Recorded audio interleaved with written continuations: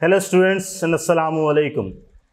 आज का हमारा टॉपिक है सी पैक और सी पैक के पाकिस्तान पर इम्पैक्ट्स। तो सी पैक और इसके इम्पैक्ट्स को जानने से पहले आप सबसे पहले ये जानें कि आखिर सी पैक है क्या। तो सी पैक फ्लैगशिप प्रोजेक्ट है BRI का, जिसे हम बेल्ट एंड रोड इनिशिएटिव के नाम से जानते हैं। और ये BRI का मकसद क्या था, बेल्ट एंड रोड इनिशिएटिव का ओरिजिनल ऑब्जेक्टिव्स या पर्पसेस क्या थे, तो आइए हम उनको डिस्कस करते हैं। इसका सबसे पहला जो पर्पस था दैट वाज स्ट्रेटेजिक।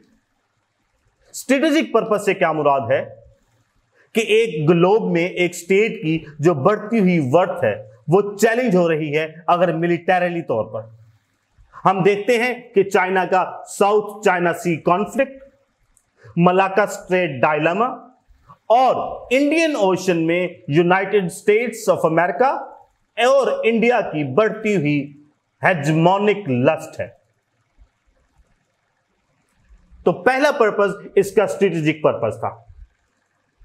नेक्स्ट इसका इकोनॉमिक पर्पस है।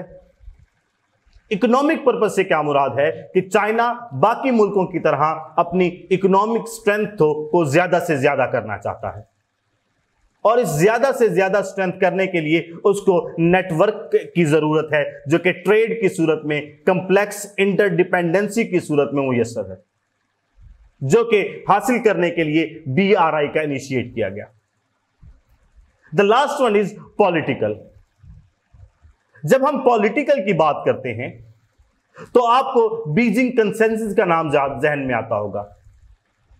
ये बीजिंग कंसेंसस बेसिकली डेवलपमेंट का एक अल्टरनेट एजेंडा है, जो ये कहता है कि आप पॉलिटिकल लिबरलाइजेशन के बगैर भी तरक्की कर सकते हैं, डेवलपमेंट का हासिल कर सकते हैं। और तो ये पॉलिटिकल लिबरलाइजेशन के बगैर डेवलपमेंट को हासिल करने का जो एजेंडा है ये बेसिकली वेस्टर्न एजेंडे के खिलाफ है। ये वेस्टर्न एजेंडा और बीजिंग कंसेंसस ये एक दूसरे के एंटीथेसिस हैं। इसका दूसरा पर्पस है इजी लैंडिंग। हम देखते हैं कि स्टेट एक दूसरे को कर्जा वगैरह देती हैं, जिसकी वजह से एक स्टेट की ग्लोब में ओवरऑल वैल्यू बढ़ती है, जो कि अल्टीमेट इसका मकसद है कि ये ग्लोबल पावर की पोजीशन को हासिल कर ले, ग्लोबल सुपरमेसी को अचीव कर ले। तो तीन हमने इसके पढ़े, स्ट्रेटेजिक, इकोनॉमिक और पॉलिटिकल। और अगर हम स्ट्रेटेजिक को मजीद एक्सटेंड करें तो स्ट्रेटेजिक की एक मजीद डायमेंशन भी हमें मिलेगी, मिलिटरी डायमेंशन से कहते हैं स्ट्रिंग्स ऑफ पल्स की सूरत में। ये स्ट्रिंग्स ऑफ पल्स बेसिकली कौन से एजेंडे के खिलाफ बनाया गया था, इसे हम कहते हैं ब्लैक डायमंड नेकलेस।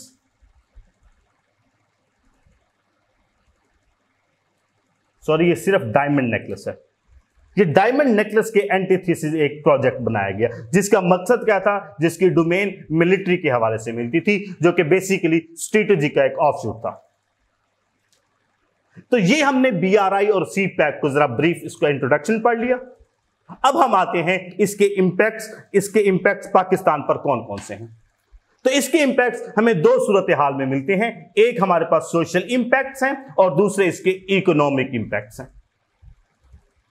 अगर हम सोशल इंपैक्ट्स की बात करें तो सोशल इंपैक्ट में सबसे पहले एनर्जी क्राइसिस। हम देखते हैं कि पाकिस्तान पिछले कई सालों से एक खौफनाक किस्म के एनर्जी क्राइसिस में मुब्तला था और पाकिस्तान की डेवलपमेंट और सबसे इंपॉर्टेंट सी पैक की कामयाबी, ये दोनों ही एनर्जी क्राइसिस से बहुत ज्यादा मुतासिर हो रहे थे। तो सी पैक की सूरत में पूरे पाकिस्तान में डिफरेंट लोकेशंस पर बहुत सारे एनर्जी प्रोजेक्ट्स लगाए गए। अब यहां से मैं आपको रेफर करूंगा मैप की तरफ। आप देख सकते हैं मैप में जो ये ग्रीन किस्म के बॉक्सेस हैं, ये तमाम जो हैं ये पावर प्रोजेक्ट्स हैं। यहां पे मैंने मेंशन करने की कोशिश की, जैसा कि ये आपका जो पावर प्लांट है, ये KPK का पावर प्लांट है, इसकी जो कैपेसिटी है वो 870 मेगावाट है।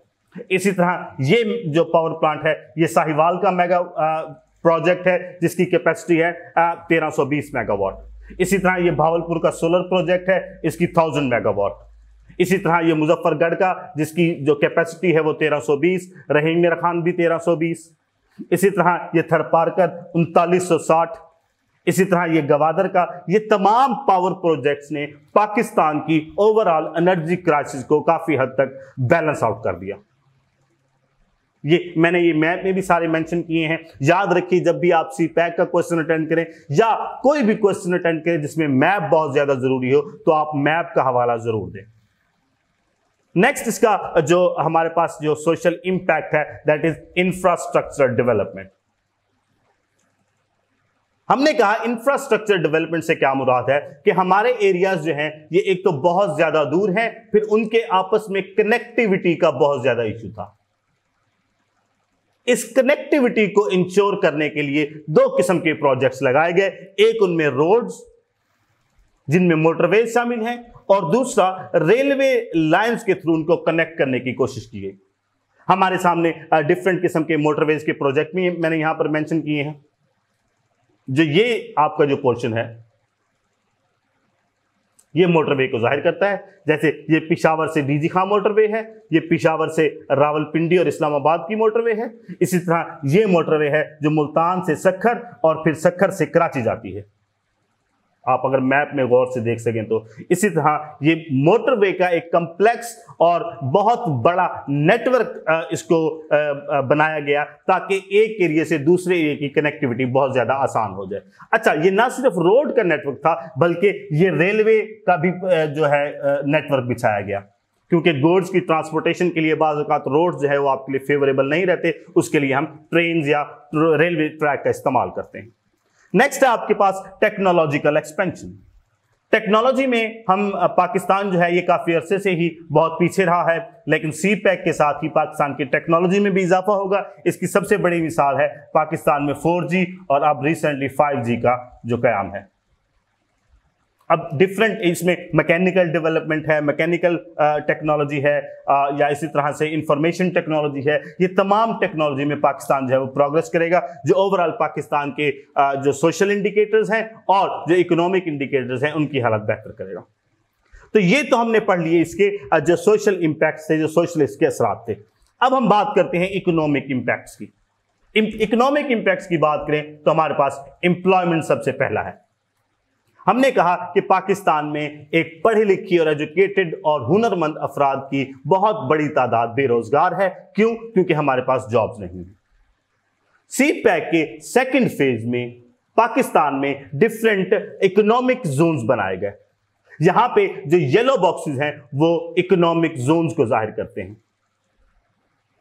जैसा कि अगर मैं इसकी बात करूं तो ये आपके पास मोकपोंडस का इकोनॉमिक जोन है,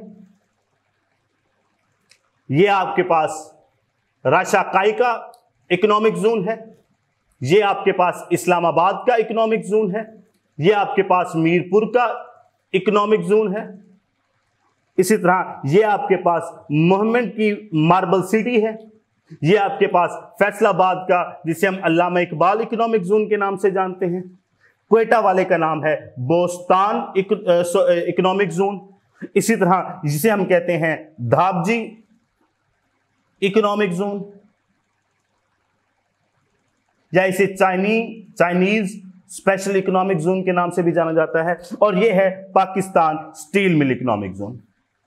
इन तमाम इकोनॉमिक जोन्स में डिफरेंट किस्म के एडवेंचर्स होंगे, डिफरेंट किस्म की इंडस्ट्रीज लगेंगी। उन इंडस्ट्रीज में packaging industry, food processing industry, paper industry, chemical industry, glass industry, ceramic industry और इसी तरह एक इंडस्ट्रीज की बहुत लंबी फहरिस्त है जो कि इन तमाम प्रोजेक्ट्स में, इन तमाम एरियाज में इंस्टॉल होंगी, लगाई जाएंगी। और ये जब तमाम इंडस्ट्रीज डेवलप हो जाएंगी तो इन तमाम इंडस्ट्रीज में पाकिस्तान की जो अवाम है, जो पाकिस्तान के पढ़े लिखे अफराद हैं, वो एम्प्लॉयड होंगे। एक अंदाजे के मुताबिक 2023 के एंड तक ऑलमोस्ट 5 मिलियन जो जॉब्स हैं वो क्रिएट की जाएंगी, जो सिर्फ पाकिस्तानी लोकल्स को मिलेंगी। फिर इसके बाद ट्रांसपोर्टेशन सेक्टर में पाकिस्तान को एम्प्लॉयमेंट होंगी। इसके बाद लेबर सेक्टर में पाकिस्तान को एम्प्लॉयमेंट दी जाएंगी। तो ओवरऑल पाकिस्तान का जो एम्प्लॉयमेंट की जो रेशियो है वो बहुत ज्यादा बढ़ जाएगी। नेक्स्ट है एफडीआई।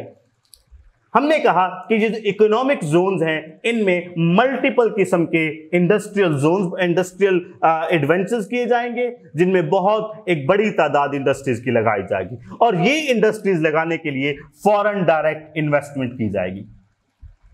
क्योंकि पाकिस्तान में पहले इंफ्रास्ट्रक्चरल डेवलपमेंट की कमी या एनर्जी क्राइसिस की कमी या सिक्योरिटी के इश्यूज, वॉर ऑन टेरर के इश्यूज की वजह से पाकिस्तान में एफडीआई बहुत कम हो गई थी, ना होने के बराबर थी।